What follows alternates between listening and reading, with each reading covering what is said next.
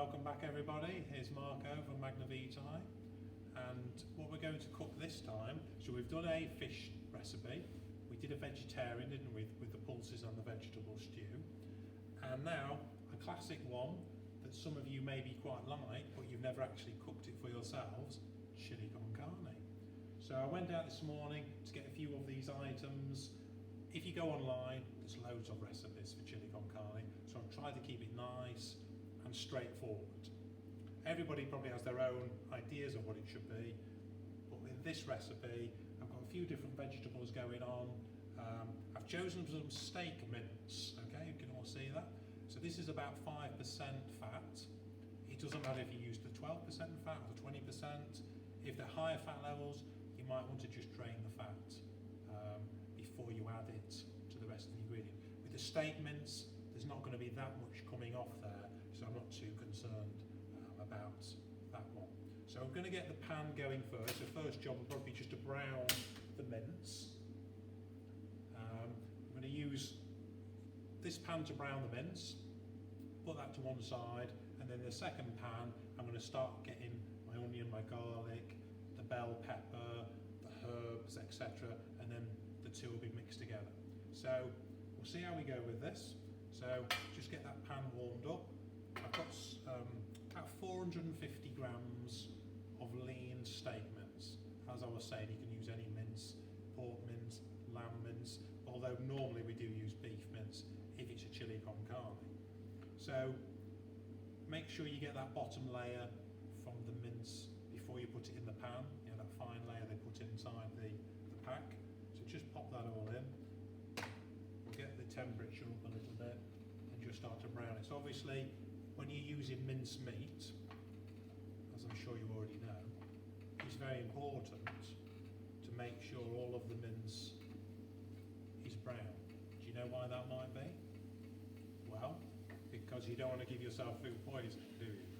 So when we're using minced meat, because it's also finely chopped up and lots of different parts of the animal, it can easily be much more contaminated with different bacteria. So it's quite different to say cooking a steak. And that's why it's very important with minced meat that it's all browned, particularly if you've got people in your household who might have low immune systems, things like that. So just be aware, just take a few minutes. So while that mince is browning, I took the advantage of chopping my onion and garlic up earlier. So I've used one white onion, it can be a red onion if you like, that's fine. And I've also put in here, chopped up 2 cloves of garlic. Now I know not everybody likes garlic, just simply leave it out if you don't like it, that's fine. With this recipe, I'm just going to use 2 finely chopped pieces of garlic. So the mince is starting to brown nicely now. We're going to use a bell pepper, so I could only get yellow at the supermarket. You can use green, you can use red, it does not matter. Quite a rich source of vitamin C, by the way, so good to include in your recipes. So I'm just going to give that a quick rinse before we use it.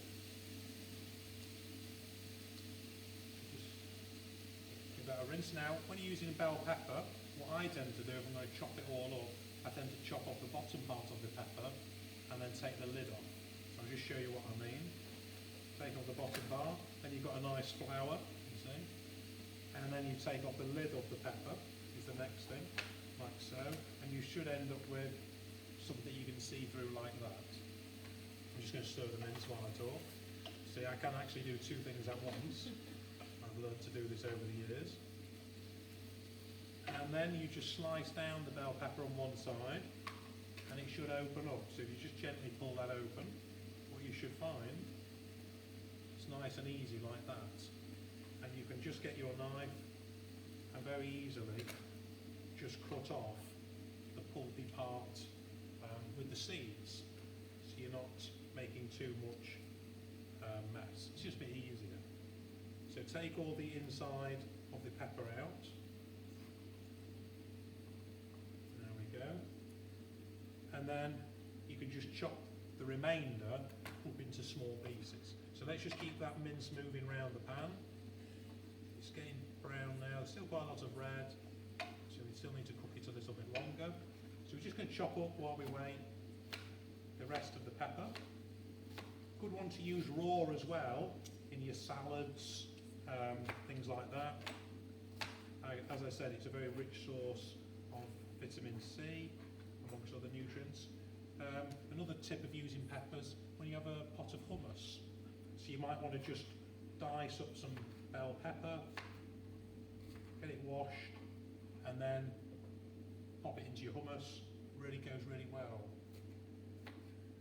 So chop that up nice and fine, and that's ready to go in a few moments. So the mince is starting to cook nicely now. There's not much fat coming off that. We wouldn't expect that at a 5% steak mince. Expect some, and at the end of the day, we want some fat, otherwise it's going to taste really dry sort of meat. So don't get too fat phobic. Appreciate we don't want to eat too much saturated fat, but this is fairly small quantities. Okay, so for the rest of the pepper, we're just going to chop this up nice and easy. Like so, just bunch that together, chop through it all. Just minding your fingers as you go. So you're doing really well. Chop up the next piece. There we are. Like so. And just the last section of the pepper.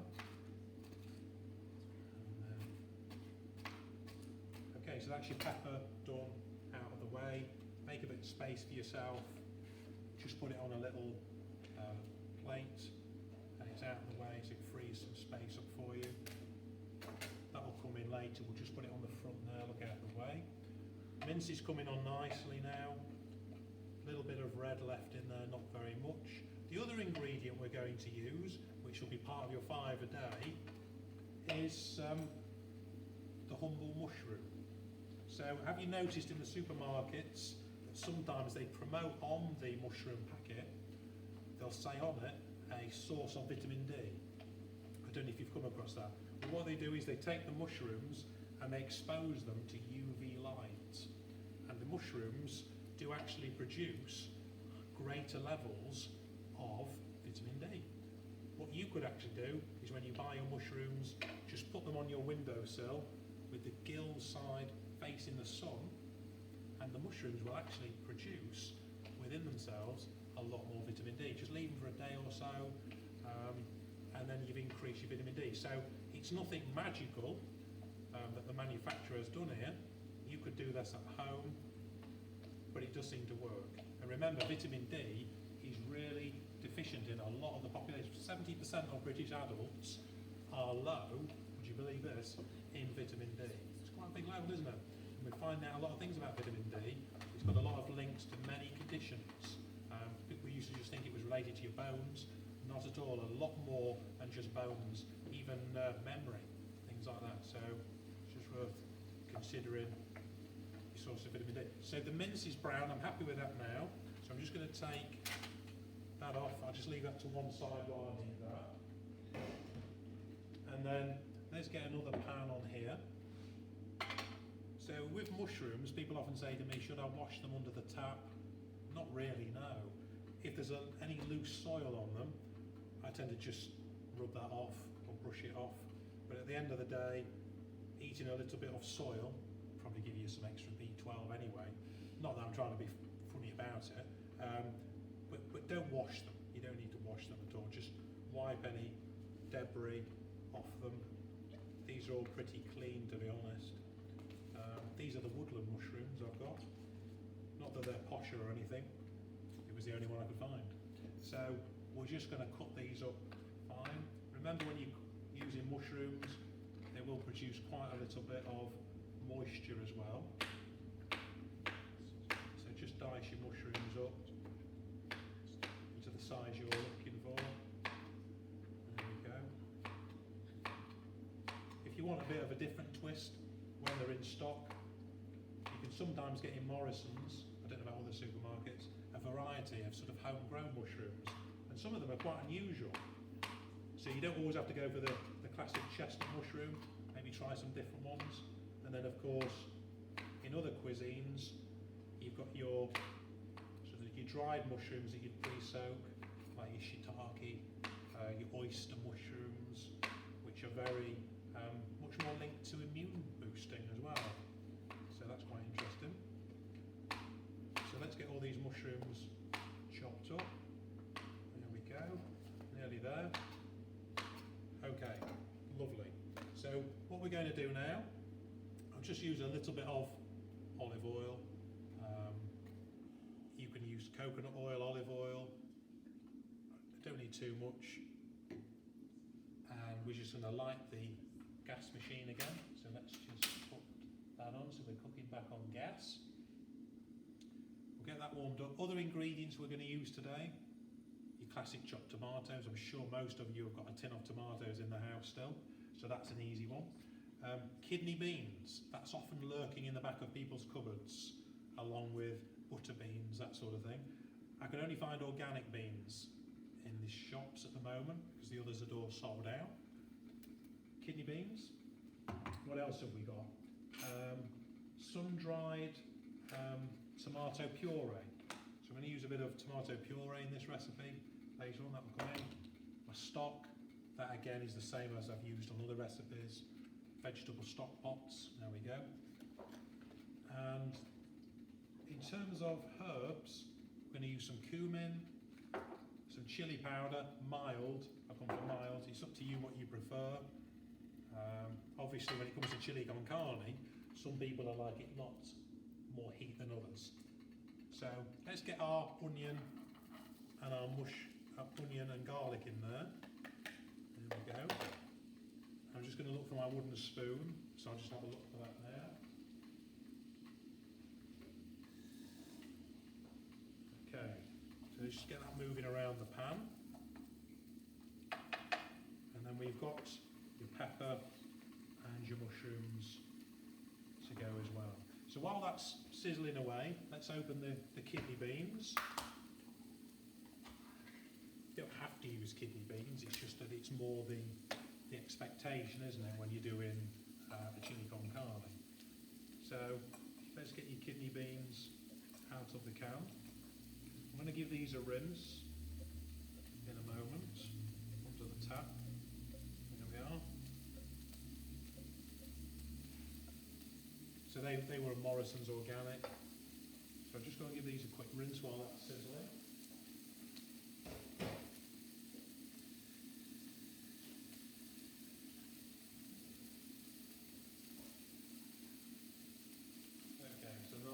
Kidney beans for you to see there, all nicely washed ready.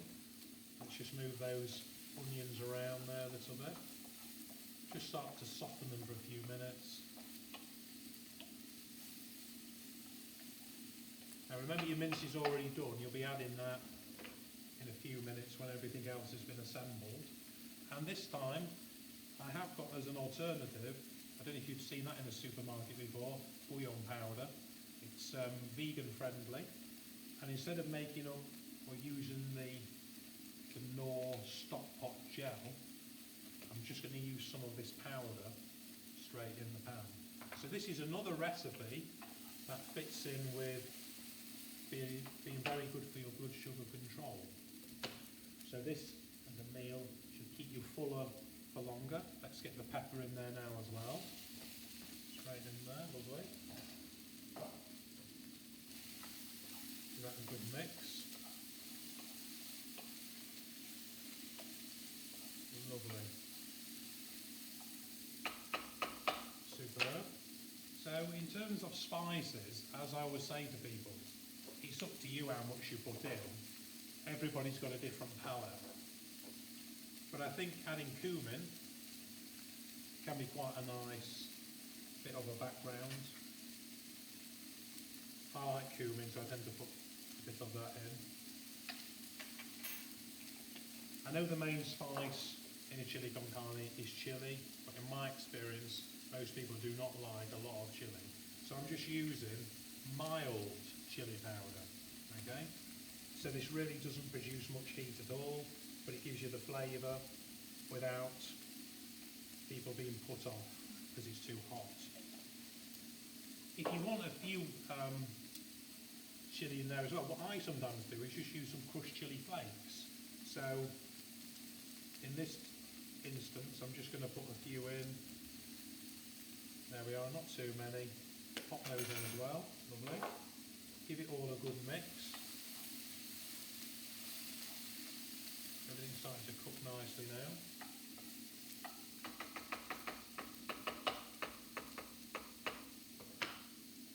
So what we could do now, start getting your mushrooms in, like so. They don't take that much cooking. Mix it all in nicely.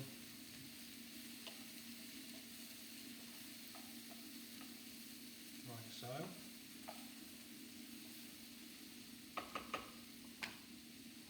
We'll open the chopped tomatoes ready. This is just, everybody think I just shop at Morrison's, don't they? This is a Morrison's Italian chopped tomatoes. Pretty cheap. I think it's about 39 pence, something like that. So we'll get that in a moment or two.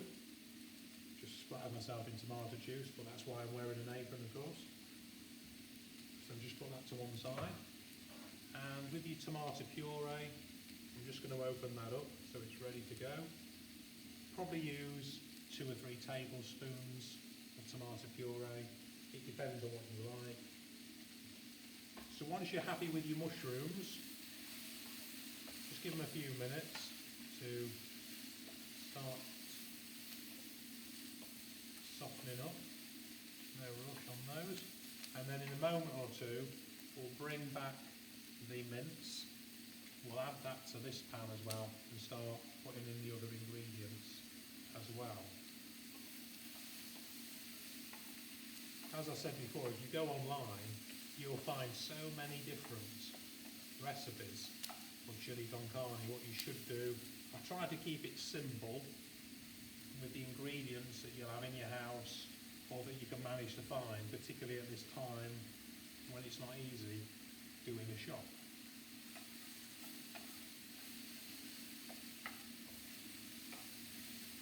Just mix all of that in. Lovely. And also just adding the mushrooms as well, it just gives it a little bit more of your fibre day rather than just being mincemeat, tomatoes, kidney beans. We've just added a pepper, we've added mushrooms. It gives it a little bit more variety. If you haven't got the mushrooms, it doesn't matter. You don't have to add them. You can chop and change. So far, hopefully everybody's keeping up with me, what I've done so far. And what I'm going to do now, I'm just going to get the mincemeat that we cooked earlier. It's all nice and browned, and that can go straight into this pan now. So let's add that all in. There we are. So that was about 450 grams of steak mince. We'll give that a good mix in. Lovely. So it's really starting to sizzle nicely now. Okay, so we've added the mushrooms. We'll get the chopped tomatoes in there now to make it a bit more wet. So in there you go. Lovely. Make it look a little bit more like a chili con carne. Get it all mixed in. Beautiful.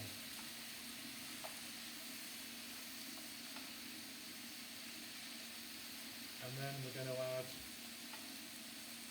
a bit of tomato puree. So as I said earlier, 2 or 3 tablespoons. I'm not going to measure them out, I'm just going to squeeze it straight in. Call that 1, 2. Now this is more of a sun-dried tomato puree. It's what you say a bit of a posher one. I couldn't get the ordinary one. They're completely sold out. They only have 2 left in the whole of the store. So we'll see how it goes, but I'm looking forward to the taste explosion it promises me on the packaging, and we'll see how we go. But obviously, ordinary puree, absolutely fine. It will do the job. So that's all coming on nicely. You can get your kidney beans now as well. They're all nicely washed. Get all those in. There we go.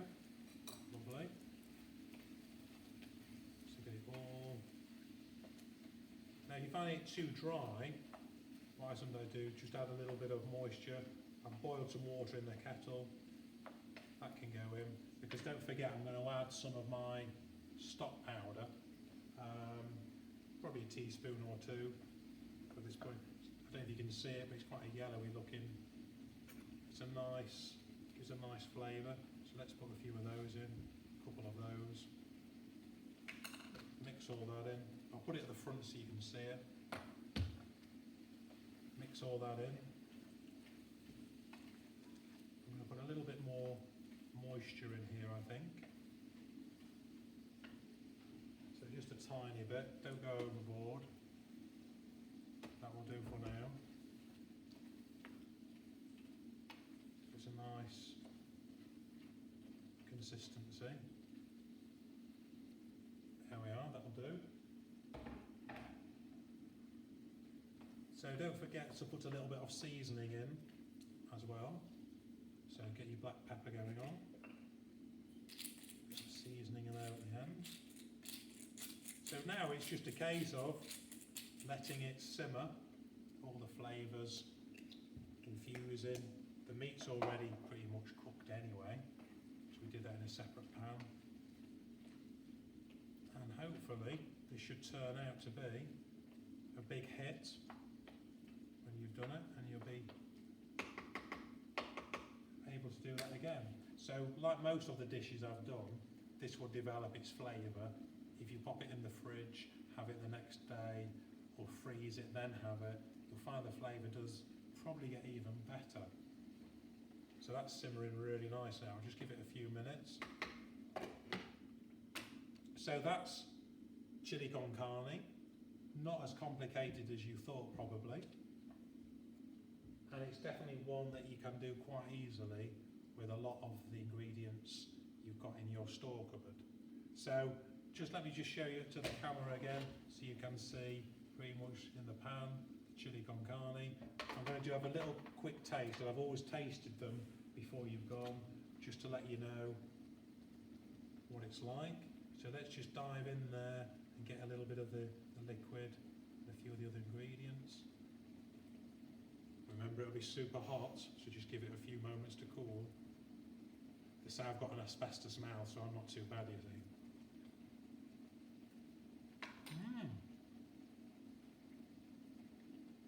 That's really nice.